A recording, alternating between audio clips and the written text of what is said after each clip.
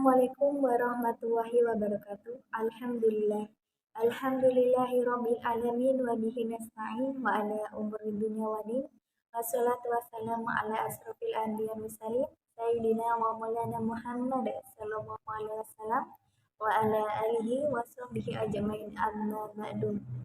Perkenalkan, nama saya Tina Winda Karima, kelas 2 P ayat 3, Prodi Pendidikan Agama Islam, Fakultas Tarbiyah dan Ilmu Keguruan dengan NIM 21130004694 yang diampu oleh Bapak Sukarman SPDI MPDI di Universitas Islam Nahdlatul Ulama. Di sini saya akan menjelaskan tentang ketabahan Nabi Muhammad SAW dan para sahabatnya ketika berdakwah. Ketabahan Nabi Muhammad SAW ketika berdakwah. Beliau berdakwah secara sembunyi-sembunyi di rumah keluarganya yaitu Arkam bin Arkam. Seiring berjalannya waktu, beliau berdakwah secara terang-terangan, akan tetapi tidak secara mulus atau secara lurus. Banyak pertentangan-pertentangan yang dihadapi, seperti pertentangan dari Abu Lahab, istri Abu Lahab atau kaum Quraisy. Pertentangan Abu Lahab yaitu ketika Rasulullah melaksanakan sholat, tiba-tiba ditaruh kotoran di punggung Rasulullah SAW. Yang kedua yaitu pertentangan dari istri Abu Lahab. Ketika Rasulullah hendak menuju ke masjid untuk sholat, tiba-tiba ditebarkan duri-duri di jalan supaya mengenai kaki Rasulullah SAW. Yang ketiga yaitu pertentangan oleh kaum Quraisy. Ketika Rasulullah melaksanakan sholat, tiba-tiba dilempari kotoran binatang hingga mengenai kepala Rasulullah SAW. Ketabahan para sahabat dalam hal berdakwah. Yang pertama yaitu Khadijah bin Khawalis. Khadijah binti Khawalis atau istri Rasulullah SAW sekali mendukung dalam hal berdakwah Rasulullah, banyak mengeluarkan harta untuk Rasulullah dalam hal berdakwah, dan sering dicaci maki oleh kaum Quraisy. Akan tetapi Khadijah tetap bersikukuh untuk mendukung dakwanya Rasulullah. Khadijah disuruh membujuk Rasulullah untuk memperhatikan dakwahnya. Akan tetapi Khadijah tidak mau, terus mendukung Rasulullah. Yang kedua yaitu Bilal Arobah. Bilal Arobah yaitu hamba sahaya yang berasal dari Ethiopia atau Abyssinia, yang dibeli oleh Umayyah bin Khalaf.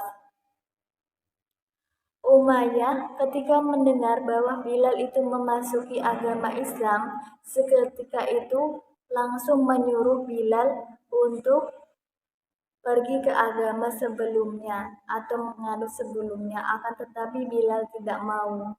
Seketika itu Umayyah langsung menyakiti Bilal atau menyiksa Bilal dan mencabuk Bilal. Akan tetapi Bilal tetap tidak mau untuk pergi ke agama sebelumnya. Seketika itu Umayyah langsung menyeret Bilal untuk menuju ke terik matahari dan ditaruh batu besar di perutnya Bilal, sehingga Bilal merasakan sakit dan menyebut nama Ahad, Ahad, dan Ahad. Dan ditanya lagi oleh Umayyah, apakah kamu tetap bersikeras untuk agamamu atau kamu mau kembali ke agama sebelummu? Bilal pun menjawab, aku tetap bersikeras kepada agamaku yang sekarang, dengan menyebut Ahad, Ahad sambil menahan rasa sakit. Kepribadian Nabi Muhammad SAW yaitu baik, sopan santun, budi pekerti luhur, dan tidak pernah berbohong.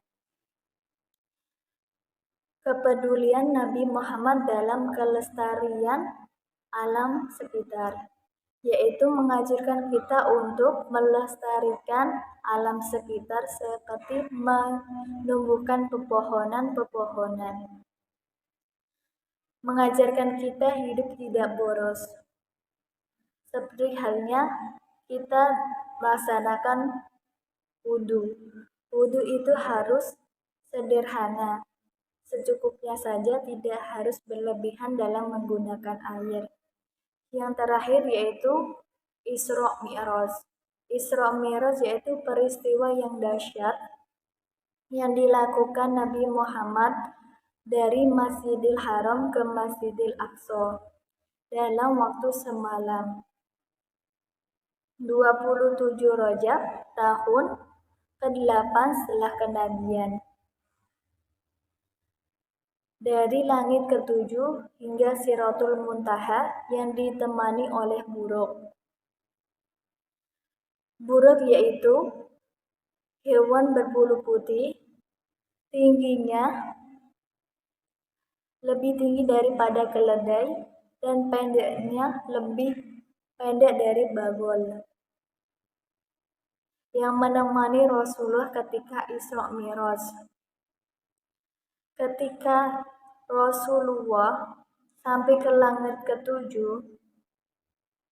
untuk ke Siratul Muntaha, Rasulullah langsung menempatkan buruk ke tempat yang biasanya para nabi menempatkannya dan langsung melaksanakan sholat 2 rakaat.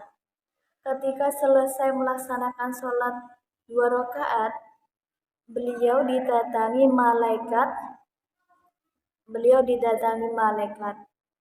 dan ditanya malaikat suruh memilih antara khamar dan susu, dan beliau pun memilih susu. Dan malaikat pun berbicara, kamu telah memilih agama Islam. Seketika itu malaikat mengantarkan ke langit ke pertama dan bertemu oleh Nabi Adam. Dan Nabi Adam pun menanyakan, siapa kamu? Nabi Muhammad pun menjawab, Muhammad. Terus dan Nabi Adam pun mempersilakan Nabi Muhammad untuk menuju langit kedua. Di langit kedua ditanyakan oleh Nabi Yahya dan Nabi Isa, siapa kamu? Nabi Muhammad pun menjawab, Muhammad, dan dipersilakan sampai langit ke-7. Tapi sesampai langit ke-7, malaikat tidak bisa menemaninya. Hanya Rasulullah yang bisa masuk ke atas langit ke-7 yang bertemu oleh Allah. Dan Allah pun menjelaskan syariat-syariat agama Islam dan memberi 50 rakaat sholat dan turun ke bawah Rasulullah. Seketika itu Rasulullah turun ke bawah dan bertemu langsung oleh Nabi Musa. Nabi Musa pun bertanya, ada apa yang kamu dapat dari firman-Nya Allah? Nabi Muhammad pun menjawab, aku dikasih tugas untuk 50 rakaat sholat. Nabi Musa pun menjawab, kembalilah kamu kepada Rabbmu, sesungguhnya umatmu tidak akan kuat. Nabi Muhammad pun langsung melaksanakan tugasnya, kembali ke Rabbnya dan meminta rukhsah untuk rakaat sholatnya. Dan diturunkan Allah menjadi 45 rakaat dan turun ke bawah. Ketika turun ke bawah ditanya Nabi Muhammad oleh Nabi Musa. Dan Nabi Muhammad pun menjawab, diturunkan yaitu 45 rakaat. Nabi Musa pun menjawab, kembalilah kepada Rabbmu, sesungguhnya umatmu tidak akan kuat. Rasulullah pun naik ke atas lagi dan meminta rukhsah kepada Allah Subhanahu wa Ta'ala hingga menjadi 5 rakaat. Hikmah dalam Isra Mi'raj yaitu ketabahan Nabi Muhammad SAW dalam berdakwah.